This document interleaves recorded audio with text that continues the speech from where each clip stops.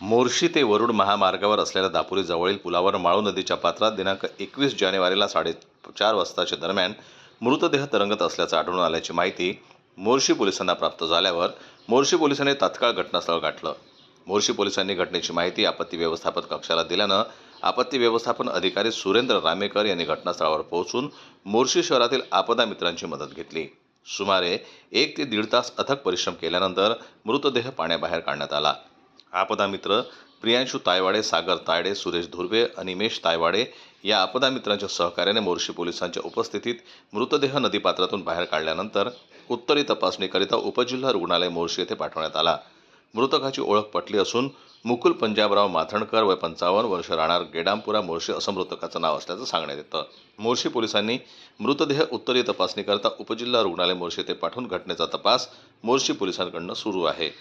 जनमत live news करता सोमेश्वर शहाणे यांची रिपोर्ट मोर्शीहून।